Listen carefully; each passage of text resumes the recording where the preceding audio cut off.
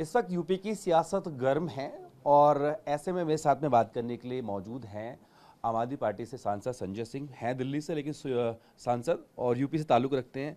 आपकी समझ से यूपी में क्या कुछ चल रहा है? यूपी में जो कुछ भी चल रहा है वो मोदी जी के इशारे पे चल रहा है। और केजरीवाल साहब ने तो पहले ही कहा था कि मोदी जी योगी को हटाएंगे 2 महीने के अंदर। तो वही सियासत चल रही है जो दिख रहा है आपको।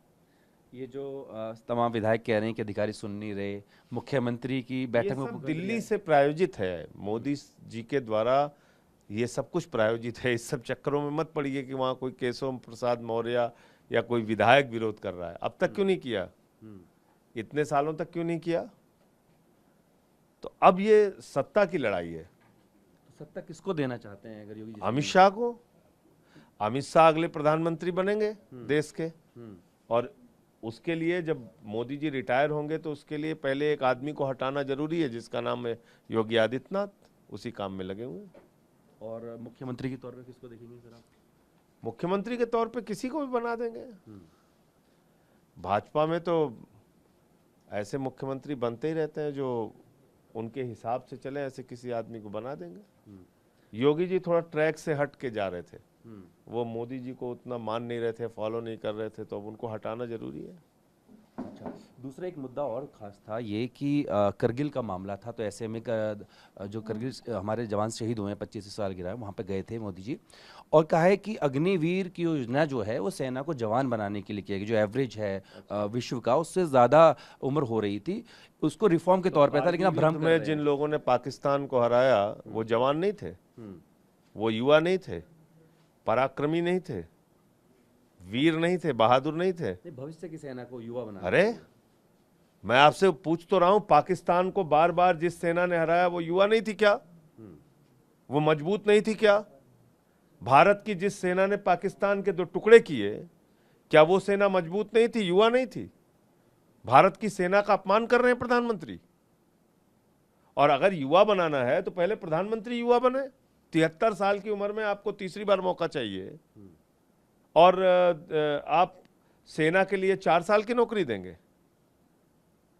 पहले 1 साल की ट्रेनिंग होती थी, 5 साल फील्ड में ड्यूटी होती थी, तब युद्ध की स्थिति में किसी जवान को, सेना के जवान को भेजा जाता था। आपने कुल 4 साल की नौकरी कर दी, 6 महीने की ट्रेनिंग कर दी और आप कह रहे हैं कि आप सेना को मजबूत बना रहे हैं।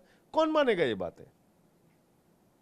तो इसलिए ये भारतीय सेना का अपमान है जो प्रधानमंत्री जी ने किया। और इतनी अच्छी योजना है तो मैं सलाह दूंगा कि जितने भी बीजेपी के सांसद हैं, मंत्री हैं, उनके बेटों को भेजो अग्निवीर बना के, वो भी जाके 4 साल नौकरी करें। वो ये कह रहे हैं विपक्ष इस चीज पे राजनीति कर रहा, भ्रम फैला रहा है युवाओं के बीच। क्या भ्रम फैला रहा, समझाइए ना मुझे, योजना बताएं। उसको आजाद करके कितनी अच्छी योजना है मैंने बता तो दिया आपको। अगर अच्छी योजना है तो जो बीजेपी के मंत्री और सांसद हैं उनके बेटों को भेजिए अग्निवीर बना के। एक भी बेटा जाएगा इनका, भाजपा के सांसदों का, मंत्रियों का। तो दूसरा एक मुद्दा कल पार्लियामेंट में उठा, जो चरणजीत सिंह चन्नी हैं, पूर्व मुख्यमंत्री रह चुके पंजाब के, उन्होंने कहा है कि अमृतपाल सिंह को रिहा किया जाना चाहिए। देखिए, अमृतपाल सिंह पे चन्नी का जो बयान है वो दुर्भाग्यपूर्ण है और खुद कांग्रेस पार्टी ने उनके बयान से किनारा काट लिया है। दूसरी बात क्या है कि अमृतपाल सिंह वो शख्स है जिसने श्री गुरु ग्रंथ साहब जी को आगे करके थाने में प्रदर्शन किया। पंजाब का कोई हिंदू, कोई सिख, कोई आम नागरिक श्री गुरु ग्रंथ साहब जी के अपमान को बर्दाश्त नहीं कर सकता और ऐसे शख्स के समर्थन में आ रहे हैं चन्नी जी।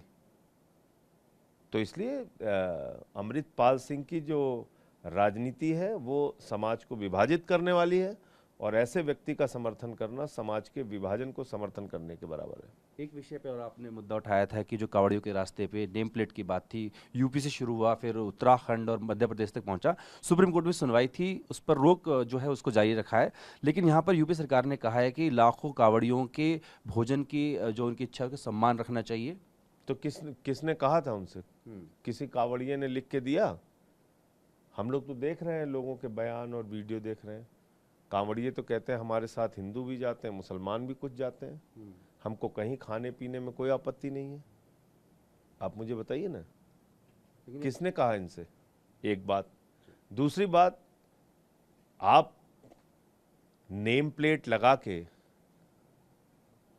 मुसलमानों को चिन्हित करेंगे, दलितों को चिन्हित करेंगे, आदिवासियों को चिन्हित करेंगे, पिछड़ों को चिन्हित करेंगे। ये घृणा की सीमा क्या है आपकी? कहीं अंत है इसका? आप मुझे बताइए। कोई लिख लेगा वाल्मीकि ढाबा, कोई खाएंगे ये भाजपाई उसके यहां? इनको जानता नहीं हूं मैं।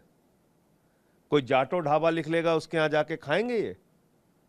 तो इसलिए बीजेपी के नस नस में नफरत बसी हुई है। इस पार्टी को पूरे देश के सामने एक्सपोज करना होगा। ये वो पार्टी है जिसने प्रभु श्री राम के मंदिर के शिलान्यास में श्री रामनाथ कोविंद जी तत्कालीन राष्ट्रपति को नहीं बुलाया, क्योंकि वो दलित समाज से थे। मौजूदा राष्ट्रपति श्रीमती द्रौपदी मुर्मू जी को उद्घाटन में नहीं बुलाया, क्योंकि वो आदिवासी समाज से हैं। तो ये बात है। लेकिन सुप्रीम कोर्ट ने कहा है कि हम किसी को मजबूर करने के लिए मना कर रहे हैं, लेकिन कोई अपनी इच्छा से चाहे तो नाम और तख्ती लगा सकता है। अरे भाई, कोई अपनी मर्जी से कुछ भी कर सकता है। सरकारी आदेश की बात हो रही है ना, सरकारी आदेश की बात हो रही है। रेडी वाला लगाएगा जो दिन रात खून पसीना बहा रहा है अपना, वो तो लगाएगा नेम प्लेट। और जो 20,000 करोड़ मोदी जी के दोस्त हैं, नीरव मोदी लूट के भाग गए हिंदुस्तान का, वो ऐश करेंगे, घूमेंगे। विजय माल्या और नितिन संदेशरा और ललित मोदी, वो भारत की व्यवस्था को चिढ़ाएंगे और ठेले वाला नेम प्लेट लगाएगा। इनके गले में बांधो ना नेम प्लेट कि नीरव मोदी 20,000 करोड़ रुपए बाकी है, बांधो इनके गलों में नेम प्लेट। बात करने शुक्रिया। अपने वीडियो से होगी संदीप के साथ जितेंद्र भाटी में बात।